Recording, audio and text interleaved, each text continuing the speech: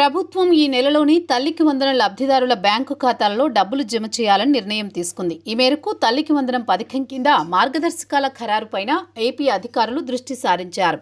ఈ పథకానికి సంబంధించి అర్హులైన లబ్ధిదారుల వివరాలపైన ప్రభుత్వం కీలక నిర్ణయం తీసుకుంది. బడ్జెట్లో కూడా తల్లికి వందనం పథకానికి సంబంధించి ప్రభుత్వం నిధులను కేటాయించింది. తాజాగా ఆంధ్రప్రదేశ్ రాష్ట్ర ప్రభుత్వం తల్లికి వందనం పథకానికి సంబంధించి ఒక కీలక నిర్ణయం తీసుకున్నట్లు ప్రకటించింది. ఈ నెల 12వ తేదీన అన్ని పాఠశాలల్లో తిరిగి ప్రారంభం కానున్నాయి. ఈ క్రమంలో ప్రభుత్వం తల్లికి వందనం పథకాన్ని ఈ నెలలోనే అమలు చేయాలని నిర్ణయం తీసుకుంది. అయితే ఈ పథకం కింద డబ్బులు పొందాలంటే అర్హులైన వాళ్లు ఈ రెండు ముఖ్యమైన లింకింగ్ ప్రాసెస్ను తప్పనిసరిగా పూర్తి చేయాలని ఇప్పటికే స్పష్టం చేశారు.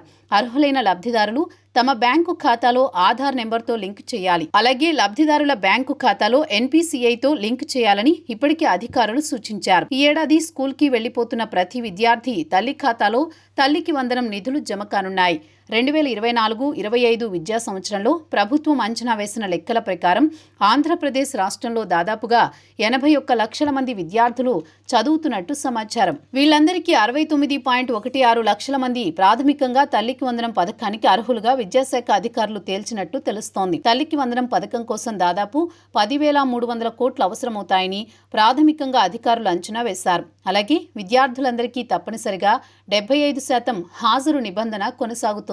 ఈ పథకానికి 2025-26 బడ్జెట్లో నిధులను కేటాయింపులో భాగంగా ప్రభుత్వం ప్రస్తుతం కసరత్తులు చేపట్టింది. దీనికి సంబంధించిన అనేక విధి విధానాలపైన కూడా అధ్యయనం చేస్తున్నారు. గత ప్రభుత్వం చేపట్టిన మార్గదర్శకాలను కూడా అధికారులు సమీక్షిస్తున్నారు. ఈ పథకం ఆదాయ పన్ను చెల్లింపుదారులకు, తెల్ల రేషన్ కార్డు లేని వారికి, అలాగే 3 యూనిట్ల విద్యుత్ వినియోగించే వారికి, కారు కలిగిన వారికి, అలాగే అర్బన్ ప్రాంతంలో 1000 చదరపు అడుగుల స్థలం కలిగి ఉన్న వారందరికీ అందడం లేదు అని తెలుస్తోంది. గతంలో విద్యుత్ వినియోగం, కారు ఉండడం వంటి నిబంధనలు వ్యతిరేకించిన కూటమి ప్రభుత్వం ప్రస్తుతం వీటికి మినహాయింపు ఇస్తారా లేదా కొనసాగిస్తారా అనే విషయం మీద క్లారిటీ ఇంకా రాలేదు.